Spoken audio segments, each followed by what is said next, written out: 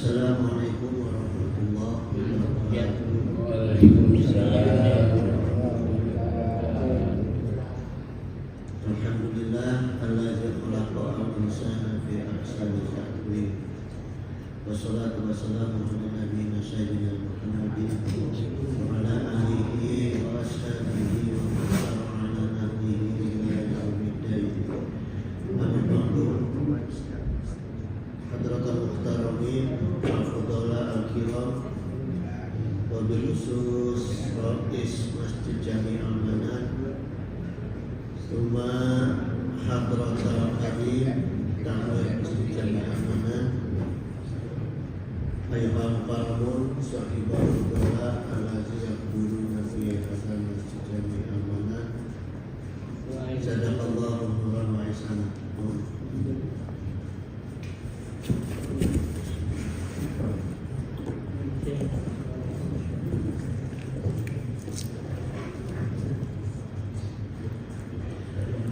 Ayol ikhwan, subuh sekarang kita masih melanjutkan kajian kitab Sirul Asrar Al-Faslul Hadi Asyara fi Bayani Sa'adati Wasaqawati, di pasal 11 tentang bahagia dan derita. Nah, sebagai mukadimah kita telaah dulu firman Allah surat Al-Baqarah ayat 155 sampai 157. Wala nabluwanakum bisyai'in minal khawf wa ju'i wa naqsin minal amwalihi wal anfusi wa thamarat. Jadi Allah Ta'ala berfirman, setiap manusia itu pasti akan diuji ke Allah dengan ketakutan, bentuknya khauf itu ketakutan, ju'i itu kelaparan, kemudian kekurangan harta, ya, wanaksi minal amwali, kekurangan harta, wa anfusi, kemudian kehilangan jiwa, misalnya ada keluarga yang meninggal dan sebagainya, wa thamarat, dan kesusahan dalam hal makanan. Samarat itu buah-buahan, tapi maknanya di sini adalah makanan. Ya. Wa basyiri sabirin. Nah, kemudian Allah Ta'ala berfirman agar Rasulullah SAW menyampaikan berita gembira, ya, kepada sabirin, orang-orang yang bersabar. Ya. Allazina iza asabatkum musibah qalu inna lillahi wa inna ilaihi raji'un. Nah, apabila mereka itu mendapatkan musibah, ya, kemudian ucapkanlah inna lillahi wa inna ilaihi raji'un. Ya. Kalau saya ditambahi kalimat depannya dengan syukur dulu, alhamdulillahi ala kulli halin, baru inna lillahi wa inna ilaihi raji'un. Ya. Ulaika alaihim salawatun min rabbihim wa rahmah wa ulaika humul muhtadun. Jadi mereka itu yang akan mendapatkan ampunan, rahmat dari Allah, ya, dan akan mendapatkan muhtadun tina hidayah, ya, jadi akan mendapatkan hidayah. Maka jemaah sekalian, ketika kita mendapat ujian, ya, sedang mendapat ujian atau mengalami derita, pertama itu sabar, yang kedua membaca inna lillahi wa inna ilaihi raji'un, yang ketiga menambah ibadah-ibadah sunnah kita, kemudian yang keempat menambah sedekah, ya. Nah, Abu Abdurrahman Mu'adz bin Jabal radhiyallahu anhu qala Rasulullah SAW. Jadi beliau menyampaikan Rasulullah SAW itu bersabda, ittaqillaha haitsu ma kunta. Yang kemudian Rasulullah SAW itu juga bersabda bahwa bertakwalah kepada Allah di mana saja kita berada. Jadi jangan takwanya cuma di masjid, kemudian di luar masjid yang lain-lain pula. Ya, wa'at bi'is sayy'atal Jadi ikuti perbuatan baik dengan perbuatan buruk dengan perbuatan baik. Tamkufa, maka Allah akan ampuni dosa-dosanya. Ya. Jadi jamaah misalnya gini, kalau habis gibah sedekah, karena kita kan nggak pernah lepas dulu Pak dari perkara-perkara dosa, ya. Kan cepat-cepat berbuat baik, entah itu sedekah, entah itu istighfar, ya. Wa khaliqin nasa bi khuluqin hasanin. Nah, maka bergaulah dengan manusia yang baik dengan akhlak yang baik, ya. Jadi Rasulullah juga pesan kita itu kalau orang sudah bilang tuh sintaksmor, kita nggak suka marah-marah, ya. Jadi harus hablum minan nas itu harus dengan akhlak, ya. Nggak bisa kalau tanpa akhlak. Wa qala Nabi sallallahu alaihi wasallam asyadun nasi bala'an al-anbiya. Nah, jemaah sekalian, orang yang paling berat ujiannya dari Allah itu adalah para nabi. Ya. Cuma amsalu fa'al amsalu, ya. Cuma amsalu fa'al amsalu. Kemudian yang semisalnya dan yang semisalnya, artinya turunannya. Jadi yang paling berat ujiannya pertama para nabi, kemudian warasatul anbiya, para ulama, ya, para waliullah, ya. Jadi ini jangan pengen dipanggil kiai, pengen dipanggil ulama, tapi nggak mau menerima ujian, jangan. Ya. Pengen dipanggil kiai, pengen dipanggil ulama, tujuannya supaya cari duit, jangan. Nah, ini sedangkan kata Rasul seperti ini, ya. Harus mau mengambil risiko ketika kita mengambil jalan pilihan jalan dari Allah, ya. Ya. Fayuqtala rajulu ala hasabi dinihi. Maka para manusia itu, sabda Rasul, diuji ku Allah sesuai dengan kadar agamanya, ya. Makin tebal agamanya, makin kuat pemahaman agamanya, maka harus makin sabar, ya.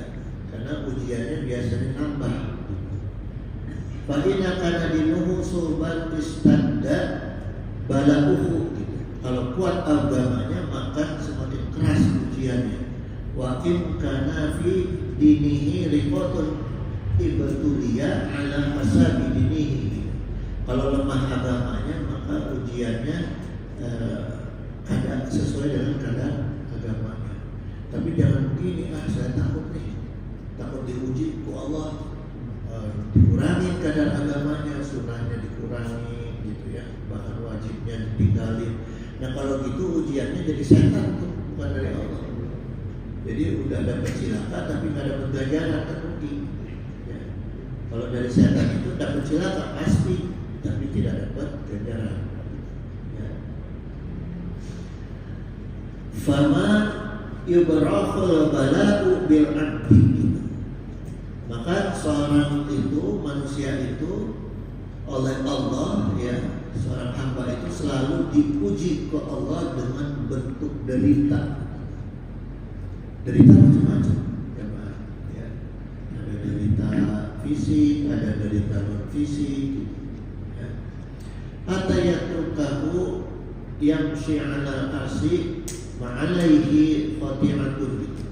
Nah, sampai Allah biarkan dia itu berjalan di atas bumi tanpa memiliki dosa. Nah, ini teman, keuntungannya diuji ke Allah itu, ya, makanya kita harus syukur terus, ya, ketika mendapat ujian dari Allah itu, karena semakin banyak ujiannya itu terus-terusan, tidak ada berhentinya, maka dosa itu Allah biarkan sampai habis. Jadi ketika kita meninggal udah tanpa dosa. Nah ini maksudnya Allah memberikan ujian pada kita, ya. Tapi jangan sampai kita harus tahu juga ini ujian atau kemarahan Allah, gitu, ya. Harus introspeksi. Jadi intinya kita introspeksi ibadah-ibadah kita kepada Allah. Tapi kalau masih mendapat derita-derita di alam dunia, berarti ini ujian. Tapi kalau kita hidupnya beragaju, dapat berita ya wajar. Ya, jangan ngambek Allah gitu. Itu mah wajar aja gitu. Ya.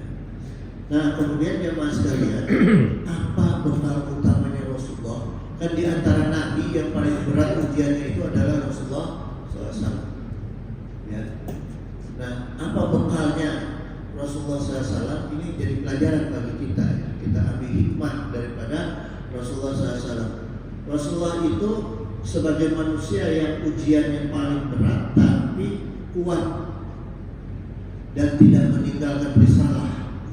Ya, malah ujian itu bagi Rasul itu menjadi cambuk untuk lebih kuat lagi, lebih gigih lagi dalam menyampaikan risalah. Makanya disebut Rasul risalah, gitu, karena membawa risalah. Kalau Nabi an-naba dari membawa berita gitu. Ya. Karena Rasulullah SAW itu dikasih modal yang masalah Allah, yaitu modalnya 4 sifat utama Rasulullah. Ya. Ini yang paling penting. Jadi modalnya bukan fulus, bukan materi, ya, tapi sifat utama.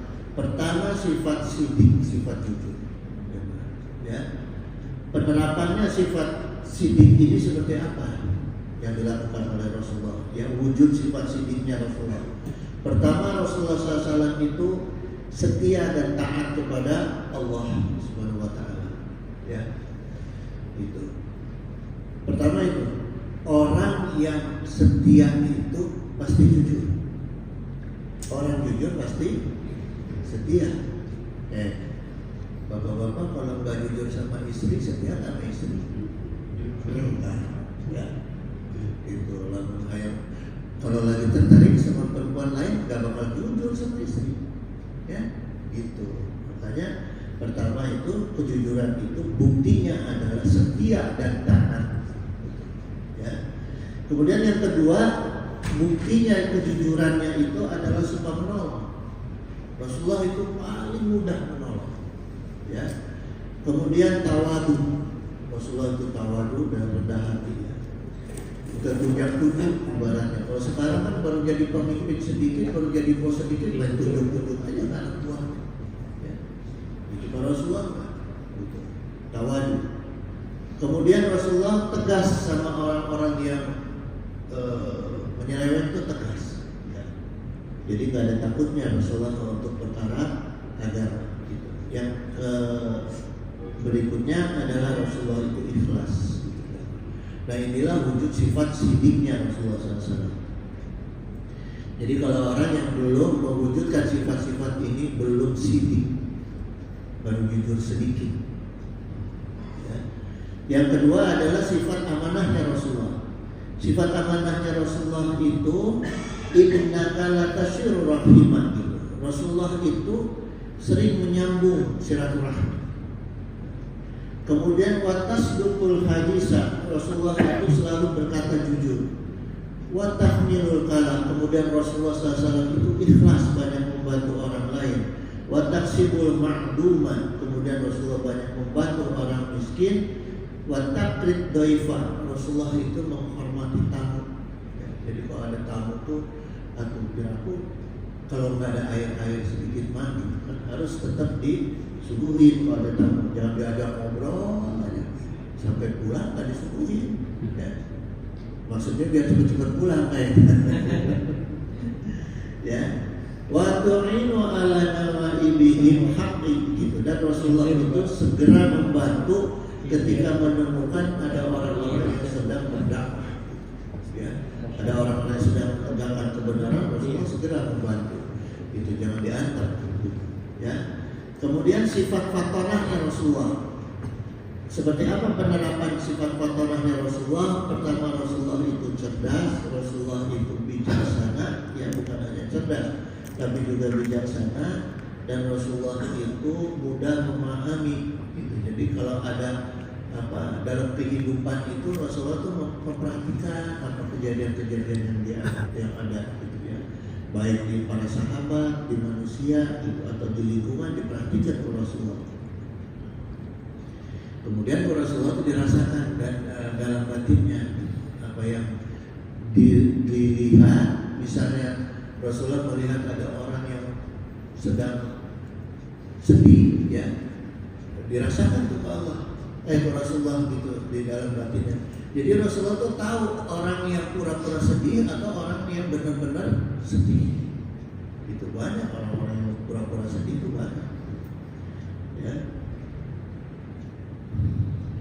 Kemudian sifat keempatnya Rasulullah itu adalah tabligh. Ya. Nah, penerapan sifat tablighnya Rasulullah SAW itu bahwa Rasulullah itu ketika bertabligh itu atau berdakwah itu konkret. Maknanya konkret tidak hanya lisan tapi juga dengan amalannya. Jadi apa yang disampaikan dicontohkan dengan amalannya, gitu, ya, dengan amalnya. Kenapa? Karena memang Allah Ta'ala itu ya, mengancam jemaah sekalian untuk orang-orang yang bisanya cuma ngomong, nggak bisa beramal. Ya, ini dalam surat Shaf ayat 2 sampai ayat 3. Ya ayyuhallazina amanu lima taquluna ma la taf'aluna. Allah disampaikan jelas bahwa orang-orang yang beriman, yang dipanggilnya orang yang beriman, ya, kalau yang tidak beriman seperti ya. Orang-orang yang beriman, kenapa kamu mengatakan sesuatu yang tidak kamu kerjakan? Tuh, ya.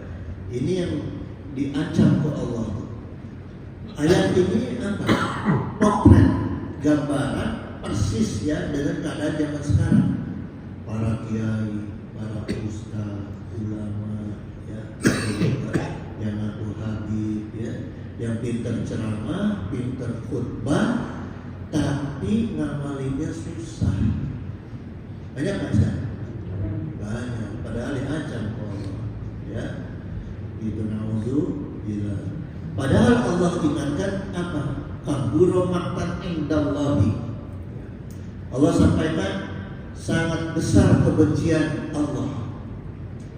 Kepada siapa yang sangat besar kebencian Allah? Ahtaqulu ma la taf'alun. Ya. Kepada orang-orang yang mengatakan apa yang tidak dikerjakan.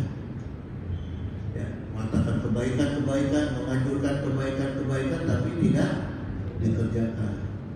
Kalian semua ittaqullah, harus berbuat baik, berbuat takwa, tapi tujuannya supaya orang baik kepada dia. Berbagilah kalian, tapi dia bisa berbagi, ya, supaya orang berbagi kepada dia. Nah ini yang bahaya. Allah paling benci dengan orang-orang yang seperti itu, ya. Nah kemudian jemaah, gimana caranya supaya kita bisa memiliki 4 sifatnya Rasulullah SAW, yang 4 tadi, ya, yang sangat istimewa. Allah Ta'ala berfirman, Qul intum tuhibbunallah, katakan kalau kamu mencintai Allah, fattabi'uni, maka ikutilah Rasulullah, ya. Amalkan semua sunnah-sunnahnya Rasulullah, maka yuhibbukumullah, Allah akan mencintai kita, wa yaghfir lakum dzunubakum, dan akan mengampuni dosa-dosa kita semua. Ya, wallahu ghafurur rahim. Nah, inilah sifat daripada Rasul, daripada Allah, yaitu Ar-Rahim, Ghafurur Rahim. Ya. Yang Maha Mengampun, Maha Memberi, Pengasih. Ya. Nah, kemudian jemaah sekalian, apa cirinya orang yang dicintai Allah, dicintai Rasulullah, dan dicintai makhluknya Allah, cintai manusia? Apa ciri? Pertama, kalau dia lahir, dia itu nangis, orang lain gembira. Kan bayi berlahir gitu ya. Semua orang nggak ada yang nggak suka sama bayi. Mau negro, mau putih, mau Cina, mau Melayu. Kalau namanya bayi lahir, orang pasti senang. Bayinya nangis. Nah, sebaliknya itu, kalau orang yang dicintai itu ketika meninggal dia gembira, orang lain nangis. Jangan dibalik, ya. Giliran meninggal, nauzubillah, dia susah, sedih, orang lain gembira. Penjahat kelas kakap tuh kalau mati begitu. Ya, gitu jemaah. Sekarang kita masuk ke dalam kitab Sirrul Asrar, ya. Nah, dalam kitab ini dijelaskan bahwa wa fi riwayati naja ba'dul arifina itu. Jadi di dalam banyak riwayat dikisahkan bahwa ahli makrifat itu orang yang mengenal Allah. Kita udah pernah sampaikan, mengenal Allah pertama dengan memahami sifat-sifat Allah dan nama-nama Allah, ya. Itu cara minimal pertamanya, ya. Jadi cara orang yang makrifat kepada Allah itu ketika berdoa pengakuan dulu deh, Pak. Ya. Ilahi anta qadata wa anta arata wa anta khalaqta maksyiata fi nafsi. Jadi dia akui dulu, ya Allah, Engkau yang sudah menakdirkan, Engkau yang sudah menghendaki, ya, Engkau yang sudah menciptakan dosa ini dalam diriku. Pintar nih orang yang makrifat kepada Allah, ya. Jadi ketika berdosa dia bilang, kan ini ciptaan Allah, ya. Jadi kemudian apa jemaah sekalian? Ketika si ahli makrifat itu berdoa seperti tadi, ada jawaban. Dia terima jawaban. Fahatafa bihi hatifun gitu. Kemudian ada bisikan jawaban yang berkata, ya abdi, wahai hambaku, haza min syartit tauhidi, ya. Wahai hambaku, semua itu adalah tugas aku sebagai Rabb, ya, sebagai Allah, ilahiyahku. Jadi tugasnya sebagai Rabb gitu. Ada tugas ilahiyah, ya, sifatnya ilahiyah. Nah ini Allah, ya, yang mempunyai sifat ilahiyah gitu. Maksudnya gini, Allah itu di antara sifat ilahiyahnya mempunyai kehendak, iradah, kemudian menciptakan takdir, qada wa qadar, kemudian Allah juga menciptakan dosa dan pahala gitu, ya. Jadi memang itu jangan kita menyalahkan Allah. Ya Allah, kenapa Engkau berikan ciptakan dalam diri saya dosa? Bukan, ya. Karena itu adalah tugasnya. Di antara tugasnya guru apa? Memberi ujian, ya, memberi soal, memberi keberatan. Coba kepada seorang yang belajar karate, kalau orang yang semakin disukai sama gurunya, pasti pelajarannya semakin berat. Orang lain push up-nya 10, dia 100, ya. Supaya apa? Supaya cepat jadi. Itu. Jadi orang yang disayangi ke Allah itu diantaranya adalah orang yang diberi ujian dengan perkara-perkara dosa. Gitu. Nah, sama syaratul ubudiyah. Kemudian disampaikan Syaikhul Qadir Jalani, maka tunjukkanlah tugas ubudiyahmu. Tugas seorang hamba apa? Ketika Allah menciptakan dosa dalam diri kita, tugas seorang hamba adalah taubat, ya. Tugas seorang hamba adalah taubat gitu. Coba Allah nggak ciptakan dosa, nggak ada taubatnya. Maka jangan salah jemaah, surganya manusia itu di atas surganya malaikat, ya. Nggak ada di dalam surga Firdaus malaikat, nggak ada, ya. Jadi kenikmatan yang Allah janjikan itu untuk manusia, karena manusia ada ujian, ya, ada deritanya. Kalau setan ya derita terus, ya. Kalau Allah Ta'ala di antara ibadah yaitu wa ma khalaqul jinna wa insa illa liya'budun. Nah, jadi kita harus pahami dasarnya Allah, tujuan awalnya Allah, ya. Tujuan dasarnya Allah menciptakan kita itu adalah untuk ibadah. Di antara ibadah yaitu tobat dan taat, ya. Di antara bentuk ibadah utamanya adalah tobat dan taat. Nah, jemaah sekalian, setelah mendapatkan bisikan jawaban tersebut, ya, maka sang ahli makrifat itu menarik derajatnya, menarik doanya kepada Allah. Kemudian dia berkata, fa'ada faqala ana khattu wa ana aznabtu wa ana dolantu nafsi. Ya Allah, aku sudah berbuat salah, aku sudah berbuat dosa, dan aku sudah berbuat dolim kepada diriku sendiri. Jadi maknanya apa? Ketika kita menyalahkan takdir Allah, maka itu adalah kita sudah berbuat dolim, baik kepada Allah maupun kepada diri sendiri. Jadi dosa itu, ya maaf, ya, jangan pernah kita aral, istilahnya aral. Aral itu menyalahkan Allah, jangan pernah gitu, ya. Fa adal hatifu, gitu. Maka datang lagi bersuara gaib kepada orang tersebut, ya. Faqala ana ghafartu wa ana afautu wa ana rahimtu. Kemudian suara gaibnya itu berkata, aku sudah mengampuni kamu, aku sudah memaafkan kamu, dan aku sudah memberi rahmat kepada kamu. Jadi maknanya ketika dosa kita itu diampuni, ya, ketika kita dimaafkan, ghafartu itu artinya penutup, ya. Ya, jadi afautu, afwan itu artinya memaafkan, ya. Itu. Jadi kalau orang yang sudah diampuni ke Allah, itu artinya maka dia akan ditutup dari segala perkara-perkara dosa yang berikutnya, dan kemudian orang itu akan diberi rahmat Allah. Artinya bisa rahmat itu bisa berbentuk rezeki yang bertambah, ketenangan jiwa dan sebagainya gitu. Pokoknya kenikmatan lah, itu rahmat. Ya. Nah, jemaah sekalian, kalau kita telah kisah singkat tadi itu juga termasuk dalam sifatnya khawarikul adat, ya. Karena kalau kita berdoa kan nggak mungkin ada jawaban tuh, langsung enggak. Kalau kita yang berdoa, karena ini waliullah yang berdoa, orang yang makrifat kepada Allah, ketika berdoa ternyata ada jawaban langsung, ya. Nah, sifat jawaban langsung itu khawarikul adat.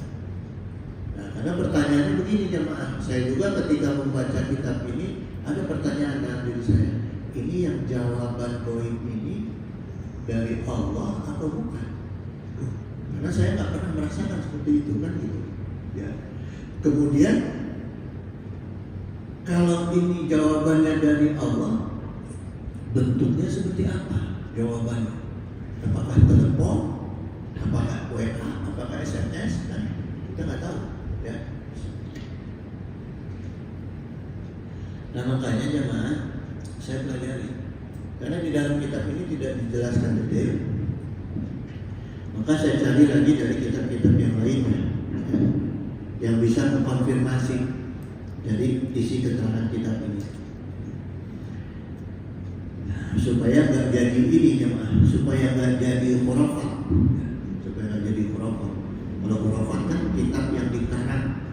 Nah saya penasaran kitab Sirrul Asrar ini atau Syekh Abdul Qadir Jailani ini apakah dia beliau itu cuma cerita khurafat dalam kitab ini atau cerita ilmu gitu, ya, atau akidah.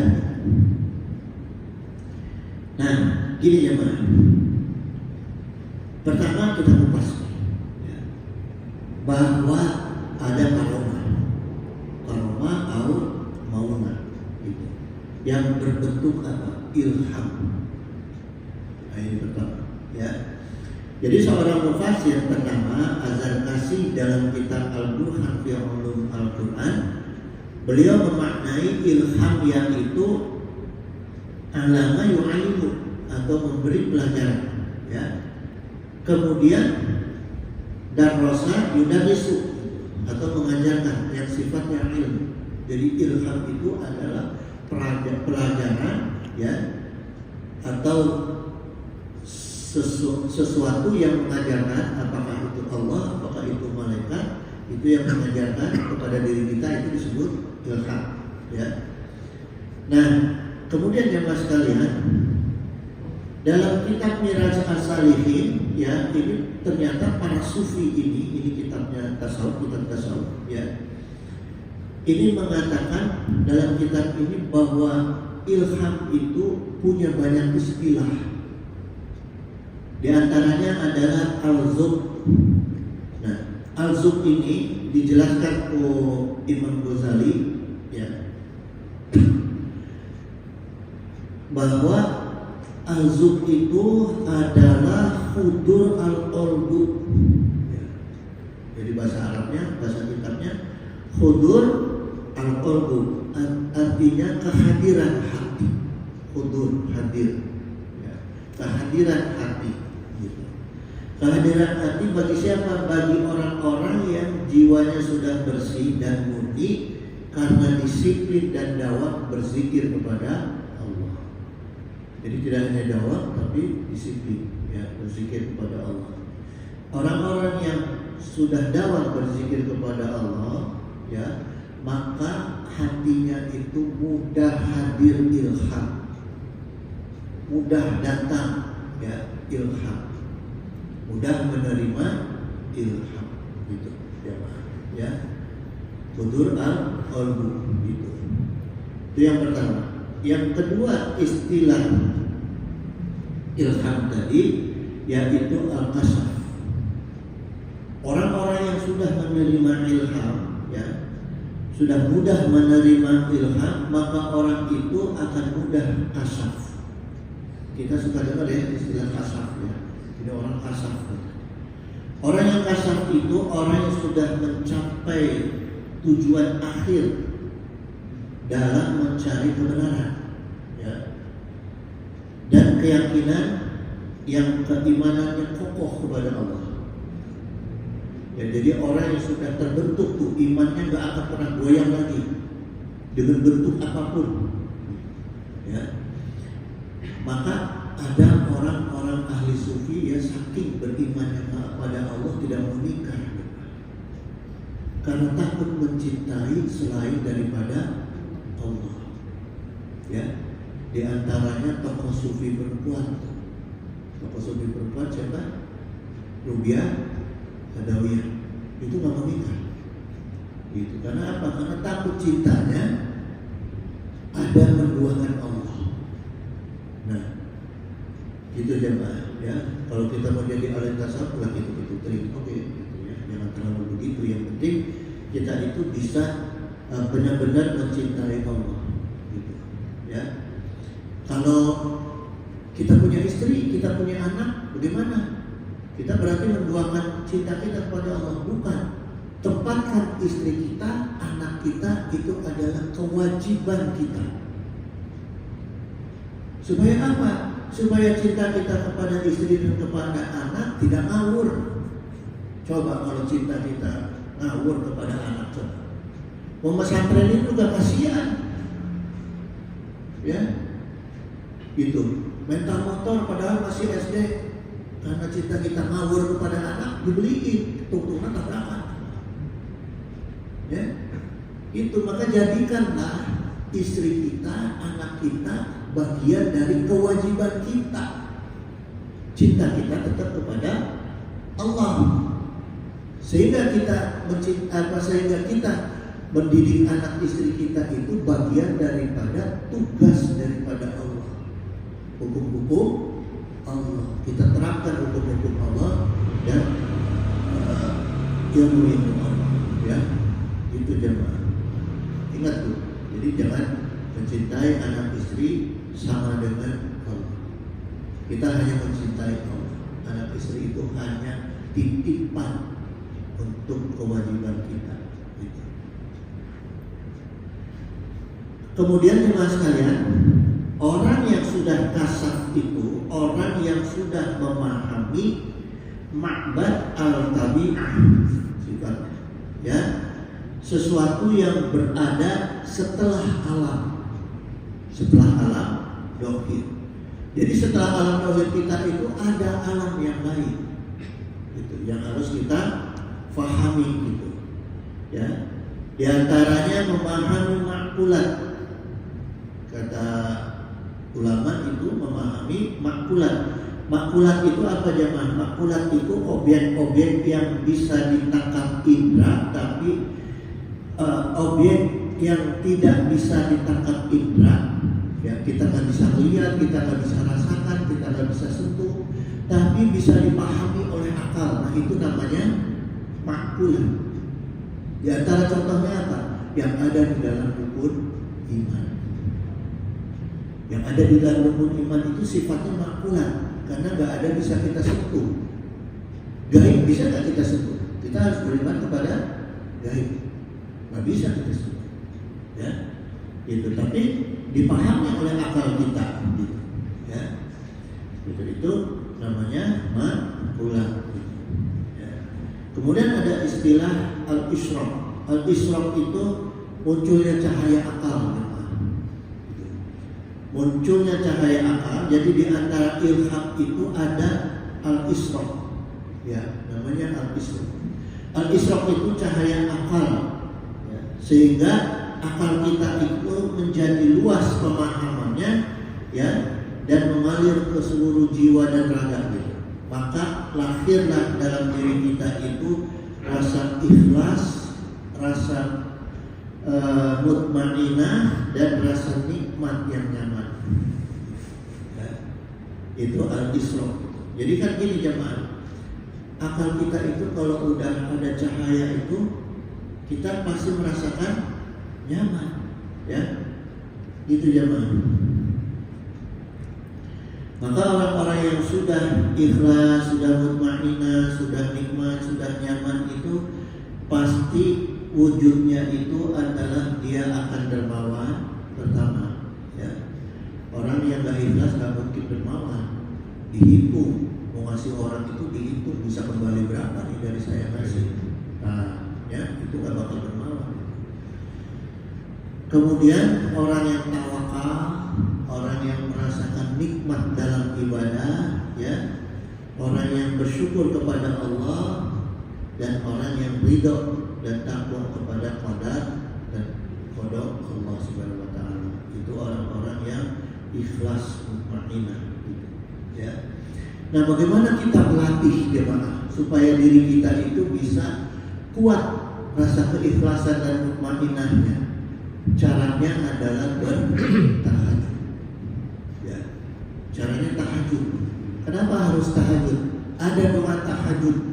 Ya. Ada doa tahajud yang ini penting kita doa. Kita berdoa, ya, menggunakan doa ini. Di kalimat-kalimat pertama, Allahumma rabbana lakal hamdu anta qayyumus samawati wal ardh. Ya. Terus walakal hamdu anta malikus samawati wal ardh. Ya. Terus walakal hamdu anta nurus samawati wal ardh. Jadi kita memuji ini kepada Allah. Ya Allah, Engkau Allah yang Maha memberi cahaya baik di langit maupun di bumi, ya.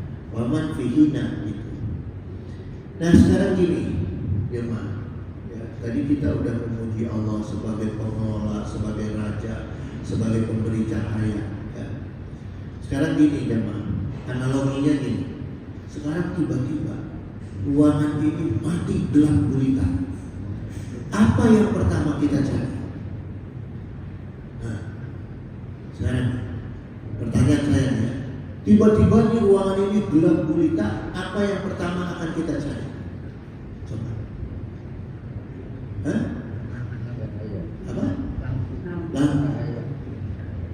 Jadi dalam kegelapan itu yang pertama kita cari cahaya. Bukan nasi, bukan. Hah? Mobil, bukan. Ya, duit, bukan. Ada nggak bisa ngasih cahaya, gitu. Kalau udah ada cahaya, baru duit bisa beli cahaya. Jadi yang pertama kita cari adalah cahaya.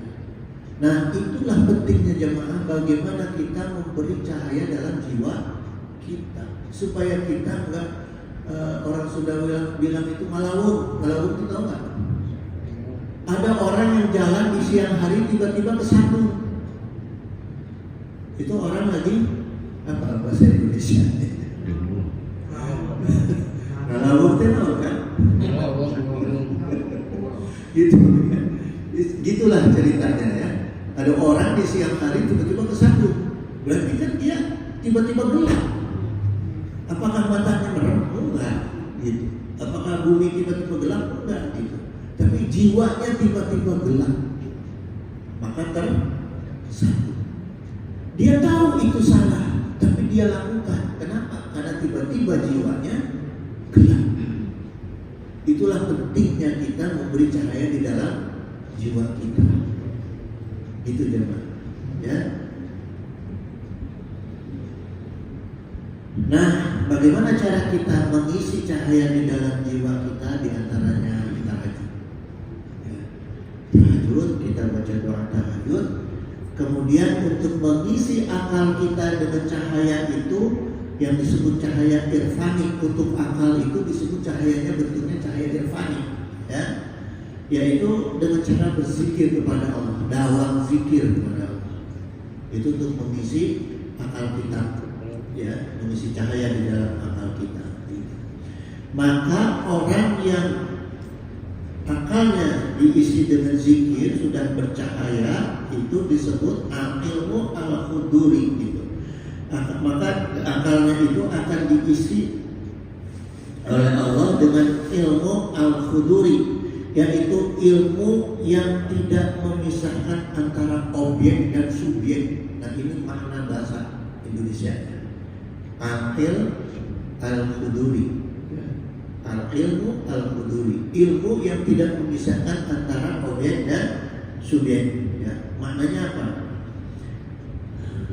Begini jemaah, manusia itu kan adalah apa manusia? Subjek. Ya, manusia itu adalah subjek. Nah, objeknya apa? Di antaranya adalah akal. Ya, akal, batin. Nah, itu bagian dari objek, dari objek diri kita. Gitu.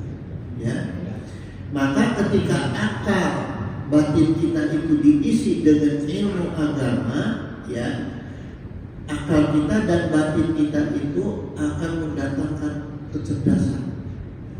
Kita akan bisa menjadi cerdas, baik kecerdasan spiritual maupun kecerdasan material, spiritual maupun material. Maknanya gimana jemaah? Maknanya, ya. Subjek kita ini kan indera, diantaranya subjek. Maka orang dulu itu kalau sudah dalam zikir kepada Allah, mulutnya itu sebagai subjek bisa bergabung dengan objek. Artinya mulutnya itu bisa bahaya. Istilahnya orang sudah dulu bilang sacidu petu, seucap nyata. Ya. Matanya bisa bahaya, telinganya gitu. Ya. Nah, ketika kita sudah melatih diri kita dengan berzikir, dalam zikir, kemudian terus-terusan berzikir, maka mulut kita, mata kita, telinga kita, indera kita semuanya itu akan menyatu dengan zikir. Ketika sudah menyatu dengan zikir, pandangan kita akan lebih luas dari orang awam. Orang awam hanya bisa melihat Haji Aksa pada wujudnya seperti ini. Pakai pensil hijau, pakai sorban hijau, pakai gamis. Tapi orang yang khawas bisa melihat Haji Aksa kepada keretek hatinya. Ya, makanya dulu jemaah Imam Syafi'i itu mengarang kitab namanya kitab firasah. Kitab firasat, saya punya itu dulu. Ya, mau dibakar Imam Syafi'i kitab firasat itu, karena kalau dipelajari orang awam bahaya. Gitu. Ya. Saya punya kitabnya itu dulu. Mau ngaji kitab itu, dirasa nanti. Nanti saya sederhanakan dulu, ya. Gitu jemaah. Jadi itulah kepentingannya kita dalam zikir dan tahajud itu, ya.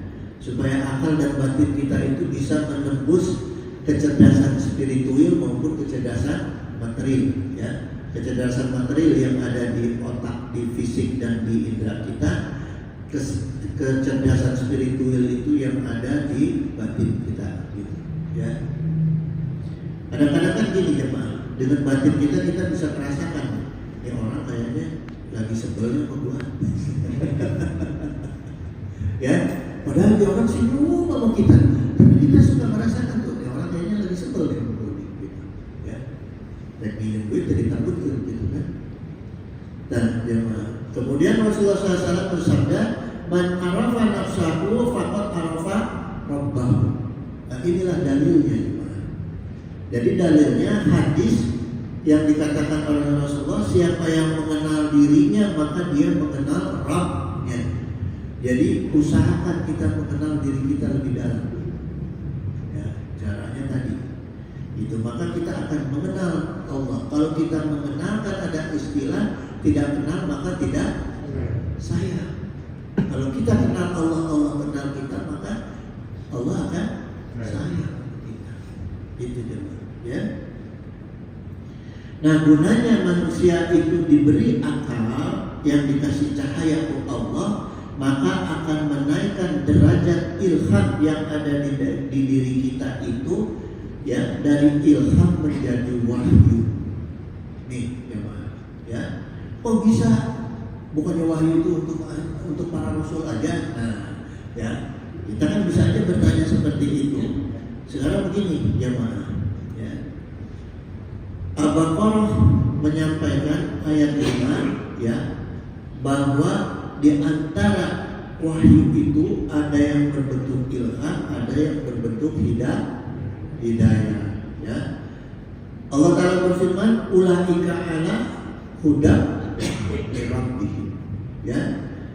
Mereka itu telah mendapat hidayah dari Allah mereka. Ya. Jadi di antara wahyu, jadi ilham itu jamaah ulama disebut wahyu kecil. Ya. Di antara bentuk wahyu yang diturunkan selain kepada Rasulullah SAW adalah ilham dan hidayah. Gitu. Ya. Wa ulaika humul muflihun. Gitu. Nah, mereka itu orang-orang yang beruntung. Rasul Nabi kalau tidak dikasih wahyu ke Allah nggak akan bisa beruntung. Maka kita juga ketika diberi hidayah maka akan bisa menjadi manusia yang beruntung. Wa kana li basyarin ayyuka lima khullahu ila wahyan. Dan tidak ada bagi seseorang manusia pun bahwa Allah bicara dengan dia. Jadi ketika Allah bicara dengan seseorang itu perantaranya adalah wahyu. Jadi nggak mungkin Allah bicara kayak kita nih ngobrol, ya. Perantaranya adalah wahyu, gitu. Nah, pembawa wahyunya adalah malaikat Jibril, ya. Wa auhayna ila ummi Musa, gitu. Nah, tapi wahyu juga bisa diberikan kepada manusia biasa selain Nabi dan Rasul yang bentuknya adalah ilham, ya, gitu. Nah, ini dijelaskan oleh Allah dalam Al-Qasas ayat 7, wa auhayna, ya, dan kami berikan wahyu. Hayna itu wahyu, auhayna itu wahyu, ya, dalam bentuk ilham ila ummi Musa, kepada umminya Nabi Musa. Nah, ibunya Nabi Musa Nabi bukan? Bukan. Rasul juga bukan, ya. Orang biasa, tapi tetap Allah berikan wahyu, gitu. Tapi bentuknya adalah ilham, ya. Bahkan Rasulullah SAW itu sendiri juga mengatakan begini, ya. Ada istilah ilham atau wahyu kecil itu dengan istilah muhadasun, ya. Istilahnya muhadasun, ya. Qad kana yakunu fil umami qablakum muhadasun, ya. Jadi sabda Rasulullah SAW, sungguh di antara umat-umat sebelumnya itu, ya, ada orang-orang yang diberikan muhadasun, ya. Fa iyakum fi ummati minhum ahadun. Maka kalau ada pada umatku seseorang dari dia yang diberikan muhadasun itu, fa inna Umar ibn al-Khattab. Nah, kata Rasul, orang yang diberikan wahyu kecil itu dari dalam golongan umatku diantaranya adalah Umar bin Khattab, ya, sebut muhadasun. Maka gini jemaah, ada sejarah pernah Sayyidina Ali itu di dalam satu perang, ya, Sayyidina Ali itu mau ditebas lehernya dari belakang. Sementara Sayyidina Umar sedang di Madinah sedang khutbah Jumat. Nah ketika sedang khutbah Jumat, tahu-tahu Sayyidina Umar mengatakan, ya Ali, awas, di belakang kamu ada pedang. Sampai Sayyidina Ali nengok, terus ditakis gitu, ya. Nah itu sifatnya adalah muhadasun di antaranya gitu, ya. Kemudian Ibnu Wahab berkata, qabla waqtin tafsiru muhadasun mulhamuna gitu. Tafsirnya muhadasun adalah mulhamun. Jadi yang dimaksud muhadasun adalah mulhamun. Mulhamun itu apa? Orang yang diberi ilham, gitu. Ya. Jadi ini orangnya, gitu. Mulhamun. Jadi gini jemaah, kalau ilham itu bisikan dari Allah, kalau hasad dan hasud bisikan dari setan. Jadi kalau ada rasa kita benci sama orang, itu bukan ilham, bisikan setan. Ya, cepat-cepat istighfar. Gitu. Tapi kalau ada dorongan kita untuk ibadah, untuk zikir, untuk sholat sunnah, itu ilham. Kadang gini ya, saya pernah mengalami satu hal. Saya pernah ada orang nawari transaksi lah. Oh, mulutnya itu manis banget. Gitu. Terus saya diajak ke Bandung sama istri diajak ke Bandung sama dia. Tapi suruh dia nggak bawa mobil ceritanya. Bapak pakai mobil bapak aja. Akhirnya dia ikutin mobil kita kan. Ya. Nah sebelum berangkat itu kan kita naksir nih sama tawaran materialnya kan. Sebelum berangkat ada bisikan nih di jiwa kita supaya sholat sunat dulu, supaya sholat terus sholawatan dulu, ya, terus ada bacaan-bacaan yang harus dibaca. Nah, kita amalkan itu. Kemudian kita berangkat malam, ya Pak. Kita berangkat tuh habis maghrib. Sampai Bandung itu di bawah nyasar-nyasar. Ternyata tujuannya itu mau dirampok habis. Ya. Tapi ini ternyata jalan dari Allah itu. Kebetulan, ya. Pas dia lagi ngobrol sama saya, mancing-mancing itu sambil dia nelpon gitu. Saya keluarin si bongkok. Iya, di depan dia itu. Saya bilang ke dia, nih, kan dia nanya, Bapak nanti gimana Bapak? Nggak apa-apa katanya. Pokoknya dia mancing-mancing gitu. Saya bilang, aman aja insya Allah. Pertama ada Allah, kedua ada syariat. Ini syariatnya saya keluarin dari situ. Itu aja. Belok dia langsung, akhirnya saya diarahkan ke pasar di Bandung malam-malam itu, ke satu pasar, ya. Terus dia turun pura-pura manggil teman kita, nungguin nggak ketemu orang, nggak balik-balik, akhirnya kita pulang. Gitu. Ya. Gitu. Jadi istilahnya ini ada dorongan-dorongan batin yang kita supaya untuk mendekat dulu kepada Allah sebelum memulai perkara dunia, gitu. Ya, ini satu pelajaran, itu jemaah. Ya. Nah kemudian jemaah sekalian, apa bedanya ilham dengan naluri? Nah, sekarang ceritanya nih, ya. Apa bedanya nih? Karena kita juga kadang-kadang ada naluri, ya. Apa bedanya naluri? Naluri itu insting atau naluri, ya. Itu yang bawaan lahir. Insting atau naluri itu yang sifatnya bawaan lahir, ya Pak. Itu pertama bedanya. Kalau ilham enggak bawaan lahir, ya. Itu insting atau naluri yang bawaan lahir. Nah, fungsinya insting tidak sama dengan ilham. Fungsinya insting itu untuk membuat makhluk itu mudah beradaptasi dengan lingkungan, itu insting. Ya. Kemudian bertahan hidup itu insting, bukan ilham. Kalau ilham diantaranya penyelamatan, ya. Kemudian berkembang biak itu insting orang untuk nikah, ya. Binatang untuk berkembang biak itu insting, ya. Kemudian syahwat dan hasrat itu juga insting, ya. Jadi nafsu kita untuk beli mobil untuk apa itu bukan ilham, tapi insting, ya kan? Contohnya gini, diantaranya saya bayangkan itu baik. Bayi kan belum punya ilham, tapi instingnya sudah jalan. Bayi itu ketika ditempeli ujung dot, ya, di bibirnya langsung dikenyot. Padahal kan dia nggak lihat. Ya, beda dengan kita nih sebagai bapak-bapak disodorin kopi kan kita lihat dulu, oh ini kopi kita rasain dulu. Nggak mungkin kopi panas langsung dilap-lap gitu kan? Nggak mungkin gitu.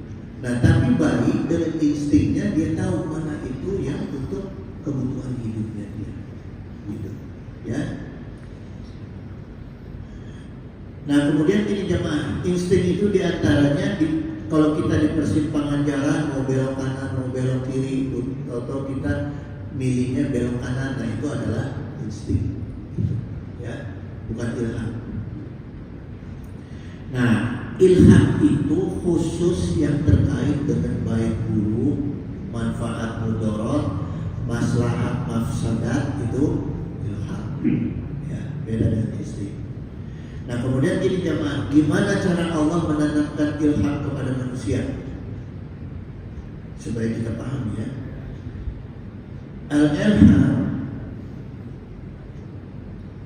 Al-ilhamu lugatan, ya, ilham menurut bahasa Arab adalah ibtala'a wa huwa aidan al-jarhu.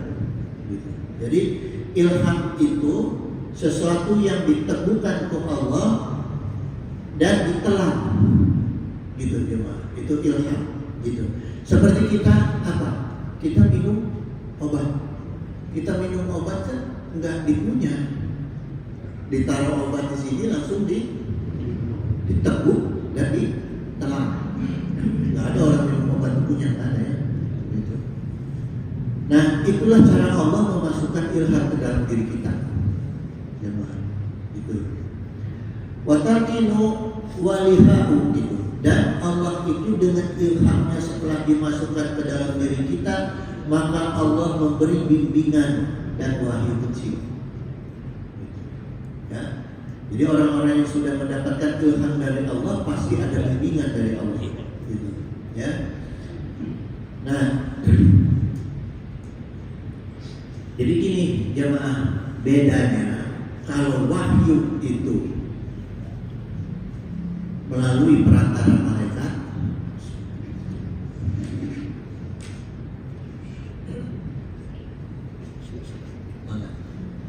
jadi kalau wahyu itu melalui perantara malaikat, ya, Rasulullah menerima wahyu melalui perantara malaikat Jibril, kan? Kalau ilham itu langsung dari Allah, itu beda. Bukan kita lebih hebat dari Rasul, bukan. Karena wahyu itu sifatnya kalam langsung, berat, maka melalui perantara malaikat Jibril. Kalau ilham itu adalah bimbingan yang sifatnya bimbingan yang kecil-kecil lah, gitu, ya, gitu. Maka orang yang sudah ditanamkan ilham ke dalam jiwanya, ya, dia akan tertuntut untuk mengerjakan sesuatu dengan cara yang tepat atau meninggalkan sesuatu dengan cara yang tepat. Itu juga. Misalnya dia mau melakukan umroh, pilihannya dengan cara yang tepat, tidak akan pilih agen-agen umroh yang nipu. Itu orang yang mendapat ilham. Ibadahnya juga tepat, gitu, ya. Nah, juga meninggalkan sesuatu dengan cara yang tepat, itu ilham. Jadi yang harusnya untung jadi buntung, enggak. Karena orang sudah mendapatkan ilham itu, langkahnya itu akan tepat, gitu, ya. Contohnya Allah menurunkan wahyu kepada Rasulullah SAW. Ketika malaikat Jibril pertama kali Rasulullah tahanut di Gua Hiro, kan datang malaikat Jibril, kemudian malaikat Jibril perintahkan kepada Rasul, Iqra, ya, bacalah, kata malaikat Jibril. Jadi pertama itu seperti itu, Iqra, bacalah. Kemudian apa kata Rasulullah? Ma'ana biqari, sungguh saya ini tidak bisa baca, gitu, ya. Terus baru malaikat Jibril menyampaikan wahyu Allah, Iqra bismi rabbikal ladzi khalaq, gitu. Nah, ketika disampaikan wahyu Allah, Rasulullah itu termenung, ya, termenung, tapi langsung hafal apa yang dibacakan malaikat Jibril, gitu. Ya, maka kemudian Allah bersabda dalam Al-Qiyamah ayat 17, Inna alaina jam'ahu wa qur'anah, itu sungguh tanggungan kamilah yang mengumpulkan Al-Quran di dalam dada kamu. Tiba-tiba Rasulullah jadi pintar baca. Padahal Rasulullah itu kan umi, ya, gitu. Jadi gitu jamaah. Di antara salah satu kasih tahu di anak kita, cucu kita, kalau mau sekolah itu, kalau mau belajar itu, ya, supaya gampang itu di antaranya baca dulu surat Iqra, gitu, ya. Doanya Allahumma alhimni rusdi wa izni min syarri nafsi, Allahumma aghnini bi ilmi wa zaidni bi ilmi wa akhrimni bi taqwa wa jamilni bil afiyah. Itu doanya, ya. Supaya kita mudah menghafal, mudah mencerna, mudah memahami, gitu, ya. Jadi tiba-tiba Rasulullah itu pintar ngaji, bahkan Rasulullah itu tidak hanya hafal, juga paham. Kenapa paham? Karena setiap wahyu yang turun dari Allah itu, Rasulullah itu dikajiin lagi bersama malaikat Jibril seperti kita tiap rebo subuh. Nah, ini keberkahan kita ngaji di rebo subuh, karena Rasulullah diajikan lagi wahyu-wahyu yang turun dari Allah kepada dengan malaikat Jibril itu setiap rebo subuh. Gitu. Bukan malam, bukan, subuh, ya, gitu. Kemudian gini, jemaah, ya, dalam Al-Baqarah ayat 31 ini dijelaskan juga bagaimana Allah menurunkan wahyu, ya. Wa alama adama asma'a kullaha. Jadi Allah itu memberi pelajaran dengan mengajarkan nama-nama kepada Nabi Adam seluruhnya, ya. Nah, kalau dilihat dari cara bahasa begini, jamaah, Allah itu menggunakan kata alama, ya. Wa alama itu kata khusus untuk Allah, asma'a kullaha, gitu, ya. Al asma kullaha, gitu. Jadi alama itu khusus yang memberi pelajaran adalah Allah, menggunakan kata alama, ya, itu. Nah, ini pelajarannya yang tanpa proses, gitu. Kenapa? Karena lamnya ditasdid, tanpa proses. Wa'allama, ya, jadi tanpa proses. Langsung tiba-tiba Nabi Adam itu mengetahui seluruh nama-nama, gitu, ya. Nah, kalau yang kita makhluk, pelajaran yang tanpa proses itu ditambah tak di depannya, ya, di depan huruf tak. Misalnya ta'alama, ya ta'alamu, ya ta'allum. Itu kalau untuk makhluk, ya. Ta'alama itu artinya orang yang mengajar, ta'alama, ya. Kalau ta'allum itu artinya belajar, kalau ta'lim itu artinya mengajar. Jadi kalau jamaah ditanya, jamaah mau kemana? Mau taklim dulu ada di masjid, berarti jamaah itu ustaz yang mau ngajar, gitu, ya. Jadi bukan santri, bukan, tapi taklim itu adalah ustaz, gitu. Maka Imam Syafi'i berkata, ta'alam falaisal mar'u yuladu aliman, gitu. Kata Imam Syafi'i, belajarlah karena tidak ada orang yang lahir dalam keadaan berilmu. Jadi wajib kita belajar, ya. Maka diingat itu Imam Syafi'i itu, gak ada orang yang langsung hafal Quran, gak ada, ya, gitu. Rasulullah aja lahir belum hafal Quran, itu jemaah, ya. Kemudian jemaah sekalian, ilham itu biasanya dimudahkan oleh Allah untuk orang-orang alim yang sedang mengajar, yang ilmunya dibutuhkan, itu diberi Gitu. Kemudian jemaah sekalian, ilham itu, kata ilham di Al-Quran itu cuma ada satu kali disebutkan kata ilham itu, ya, di surat Asy-Syams ayat 8. Fa'alhamaha fujuraha wa taqwaha gitu. Maka Allah mengilhamkan kepada jiwa itu kefasikan, fujur, yang sifatnya fujur itu fasik, dan takwa. Gitu. Artinya apa di sini? Kenapa kok Allah mengilhamkan sifat fujur? Sifat fujur itu diilhamkan oleh Allah supaya kita bisa membedakan mana yang baik, mana yang buruk. Maka Allah beritahu sifat-sifat fujur itu. Ya, kita nggak mungkin tahu warna itu putih kalau nggak ada warna yang lain. Gitu jemaah. Maka ilham itu harus seimbang, gitu. Ya. Gitu jemaah. Karena Rasulullah SAW sendiri mengatakan mayuridillahu bihi khairan yufaqihu fiddin, ya. Nah, kemudian jemaah, di antara wahyu kecil itu adalah taufik. Ya, tadi ilham, hidayah, dan taufik, gitu. Ya, wa taufiqi ila billah, dan tidak ada taufik kecuali dengan pertolongan Allah, gitu. Jadi termasuk taufik itu adalah wahyu kecil. Jemaah, ya. Jadi apa jemaah? Intinya seorang itu bisa berdialog dengan Allah itu dengan 3 bentuk: ilham, hidayah, dan taufik. Nah, itu cara kita berdialog dengan Allah gitu, ya.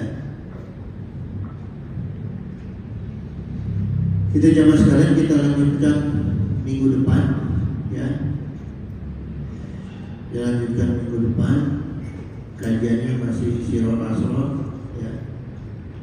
Jadi memang gini jemaah, saya kadang-kadang untuk melengkapi kajian satu kitab itu saya ambil juga dari kitab-kitab yang lainnya, gitu, ya, supaya kita bisa mendapatkan pemahaman yang benar-benar paham.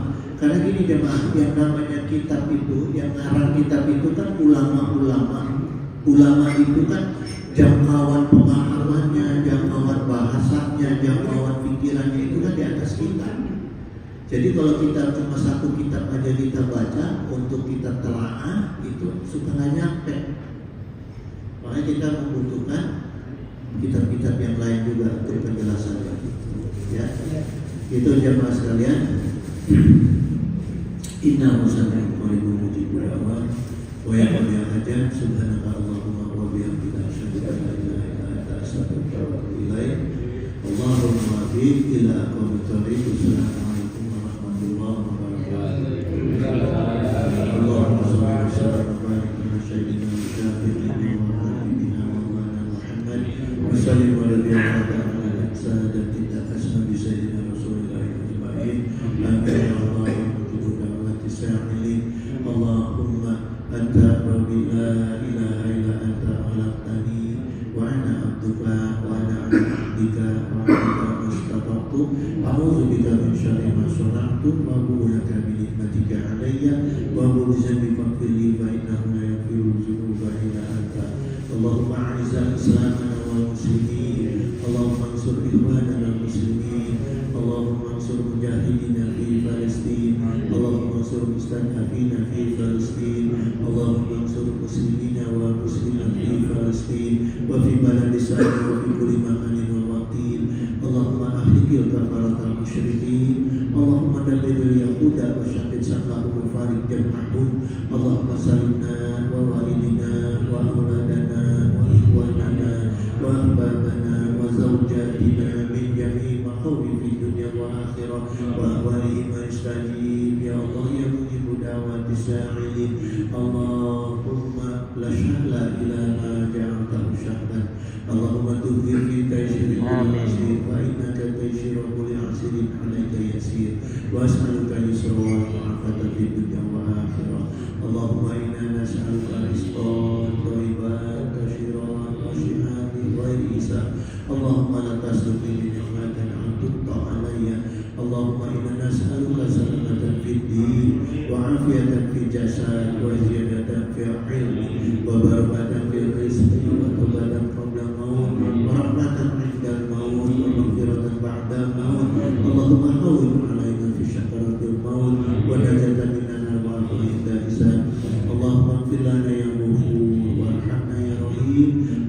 واصف عنا واصرف عنا وادفع عنا البلاء والوباء والغلاء والطاعون والفتن والمحن والهموم والغموم وغرب وأزل وشدائد وشر عدائد وشر الظالمين ما لا يكسفه غيره وصلى الله على سيدنا محمد وعلى آله وصحبه وسلم وبارك والسلام سبحان ربك رب العزة عما يصفون وسلام على المرسلين والحمد لله رب العالمين.